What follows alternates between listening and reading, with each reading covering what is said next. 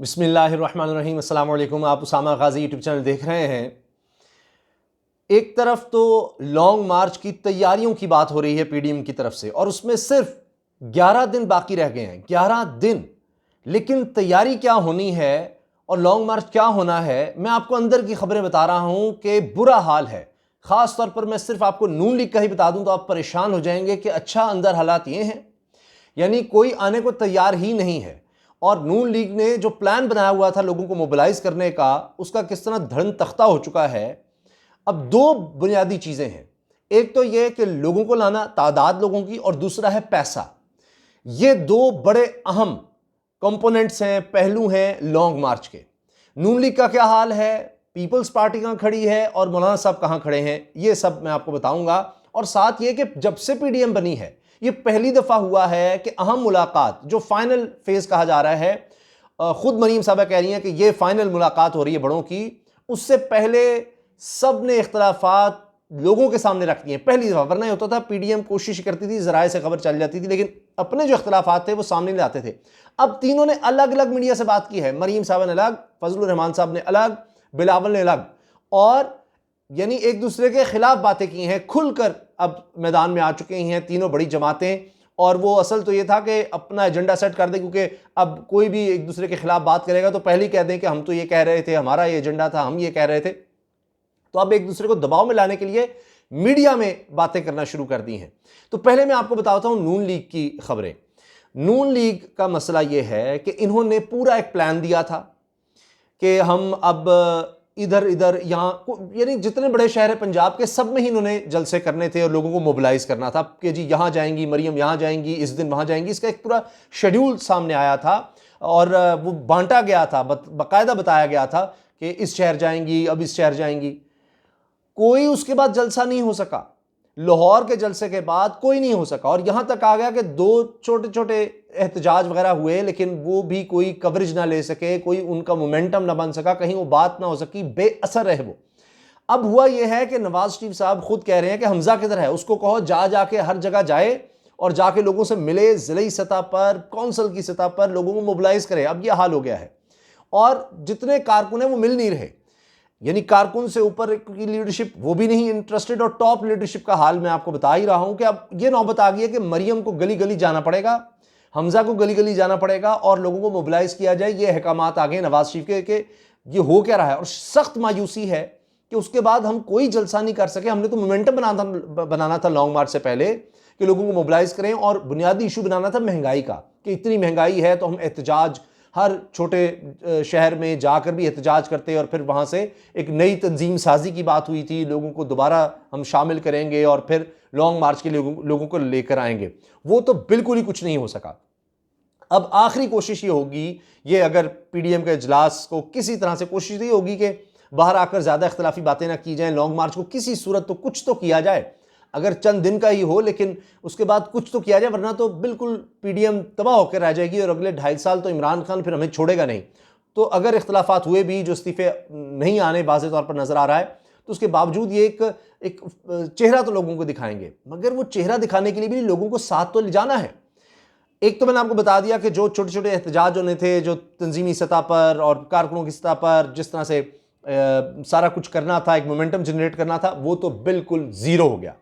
दूसरी चीज़, पैसे की अगर बात कर लें तो सिर्फ लाहौर से 10,000 लोगों का था कि जी टारगेट के इकट्ठा करना है। अब इस वक्त ये अंदर की खबर आपको बता रहा हूं कि जो इनकी लीडरशिप है, यानी एमपी एमएनए, वो चाह रहे हैं कि हमें गिरफ्तार कर लिया जाए, हमें नज़रबंद कर दिया जाए, कुछ ऐसा हो जाए।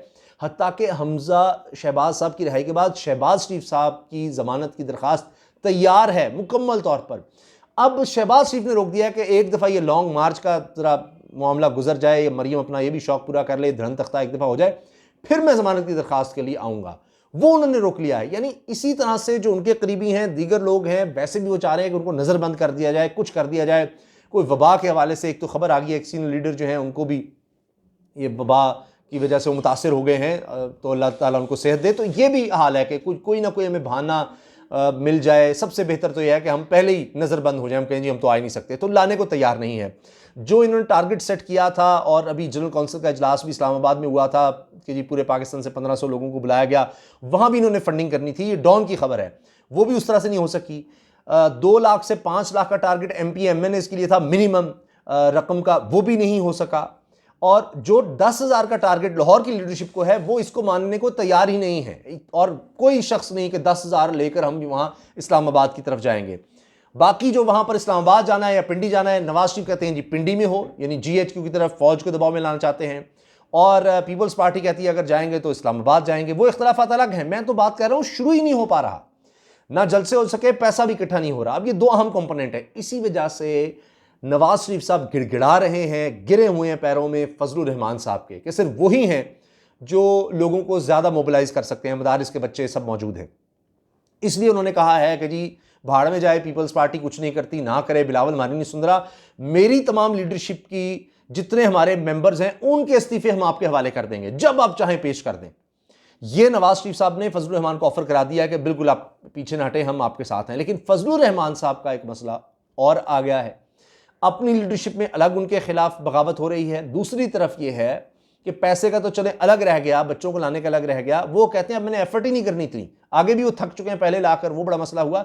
जब तक, अब उन्होंने ऐलान कर दिया है, पेशावर में प्रेस कॉन्फ्रेंस करते हुए कहा है कि जब तक इस्तीफे पहले नहीं आएंगे लॉन्ग मार्च का कोई फायदा नहीं। अब इसका मतलब क्या है कि इस्तीफे ना आए तो लॉन्ग मार्च गया। मौलाना साहब अपनी सरबराही भी छोड़ने को तैयार है, उन्होंने ये बिल्कुल धमकी दे दिया कि मैं फिर PDM की सरबराही छोड़ दूंगा, भाड़ में जाइए, सब कुछ पड़ा है। अब ये उन्होंने कर दी प्रेस कॉन्फ्रेंस, साथ ही मरीम साहब ने कह दिया जी हमने पहले बड़ी बातें मानी हैं और अब हम पूरी कोशिश करेंगे मनाने की। अब उनका इशारा पीपल्स पार्टी की तरफ है कि जी इस्तीफे दिए जाएं, इस्तीफे दिए जाएं, इसके बगैर कोई नहीं। और पहले देख लिया सबने क्या हुआ।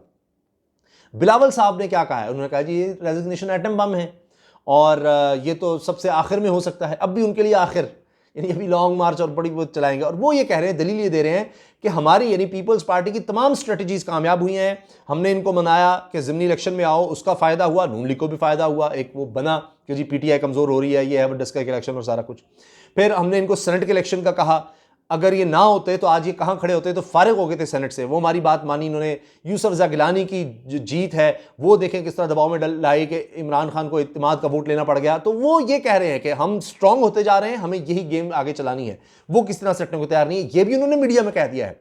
तो सब ने अपनी अपनी मुख्तलिफ सोच, एक दूसरे के खिलाफ सोच मीडिया के सामने रख दी है।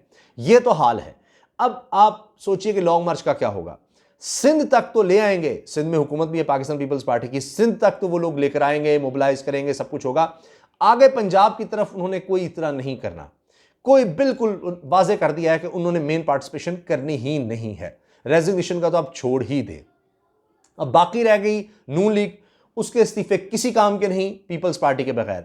अब ये ऑप्शन जो कही गई थी कि जी हम ये रखेंगे कि चलो सिंध हुकूमत से नहीं देने, पीपल्स पार्टी को कहेंगे सिर्फ कौमी असम्बली से दे दो, सिर्फ कौमी असम्बली से, उस पर भी वो नहीं तैयार कि किसी किस्म का कोई इस्तीफा सवाल ही पैदा नहीं होता। वो इख्तलाफात हो गए, पैसे की गेम मैंने आपको बता दी है, और जो मोमेंटम क्रिएट करना था, ये आप देख लीजिए, आप सर्च कर लें, इन्होंने पूरा कोई शहर नहीं छोड़ा था कि हर शहर में जाके जलसे होंगे और मोमेंटम होगा और उसके बाद फिर हम यलगार करेंगे। नून लीग का ये सारा प्लान था, तो वो बिल्कुल नाकाम हो गया है, कोई मोमेंटम नहीं हुआ, लोग बददिल हैं। इन्होंने कहा था कि जी हम महंगाई का शोर उठाएंगे, वो नहीं हो सका, लोग इकट्ठे नहीं हो सके, किसी तरह का कोई कॉर्नर मीटिंग तक नहीं हो सकी, जलसा जुलूस एहतजाज शहर शहर, कोई इस तरह का मोमेंटम तो दूर की बात है। लॉन्ग मार्च से पहले कोई, मैं आपसे अर्ज कर रहा हूं कि कॉर्नर मीटिंग तक नहीं है कर सके। कॉर्नर मीटिंग्स जिस तरह अपने कारकुनों को बुला के किसी गली मोहल्ले के लेवल पर कोई थोड़ी बहुत, कुछ भी नहीं, कहीं आपने देखा, कुछ देखा? तो वो सब कुछ खत्म होता जा रहा है। 11 दिन रह गए हैं, अब इसमें ये क्या ऐसा कोई तीर मार लेंगे? तो वो नजर आ रहा है कि बस ये एक क्या कहना चाहिए कि वो गोंगलों से मिट्टी झाड़ने वाली जिस तरह बात करते हैं कि बस एक अब कह दिया हुआ है, इज्जत रखनी है, उस तरह का मामला होगा। हर कोई बददिली से जाएगा, पीपल्स पार्टी भी, मौलाना साहब भी, कि इस्तीफे तो आए नहीं, तो अब फ़ायदा क्या है लॉन्ग मार्च का, तो मैं इतना क्यों सरदर्द लूँ। नून लीग जो है वो भी, उसके पहले लोग मोबिलाइज नहीं है, पीपल्स पार्टी पहले दिन से नहीं है। तो ये असल अंदर की कहानी है जो मैंने आपको बता दी है। और चंद घंटों बाद ये जब PDM का इजलास और ये सारा कुछ होगा और कहानियाँ बाहर आना शुरू हो जाएंगी, जो असल बात होगी ये खुद से नहीं कहेंगे, ये कहेंगे कि जी इस्तीफे अब भी हम हैं, लेकिन अभी लॉन्ग मार्च में हम जाकर बड़ा ऐलान करेंगे, वहाँ पर बड़ा ऐलान होगा, सब कुछ टेबल पर मौजूद है, वहाँ बड़ा ऐलान हो जाएगा। और वहाँ कोई शायद इस तरह का ऐलान कर देंगे, जी हम स्पीकर के खिलाफ अदम एतमाद की तहरीक ला रहे हैं, और इस तरह का कुछ कोई ना कोई वहाँ पर, जिस तरह आपने पहले देखा था मरीम साहब कह रही आर या पार, तो इसी तरह अब भी कह रही हैं कि ये बस अब फाइनल स्टेज आ गई है, हर पार्टी का पता लग जाएगा वो कहां खड़ी है। तो वो ब्लैकमेल करना चाह रही है पीपल्स पार्टी को, कह रही है कि हर पार्टी का पता लग जाएगा वो कहां खड़ी है, क्या वो कौम के साथ, पब्लिक के साथ खड़ी है नहीं खड़ी, ये उनके बयान है आज के। तो वो दबाव में लाना चाह रही है पाकिस्तान पीपल्स पार्टी को। और जरदारी साहब ने कच्ची गोलियां नहीं खेली, बिलावल भी अब बड़े समझदार हो गए हैं, वो इन चक्करों में नहीं आने वाले, पहले दिन से नहीं आ रहे और अब भी नहीं आएंगे। और आप देख लीजिएगा कि इस पीडीएम के इजलास के बाद भी बड़े बड़े ऐसे लगेगा हाँ बहुत बड़ा, अब सब हम इकट्ठे हो गए, ये हो गया वो हो गया, अंदर से सब पता है, अंदर से सारी फूक निकल चुकी है। अल्लाह हाफिज़, पाकिस्तान जिंदाबाद।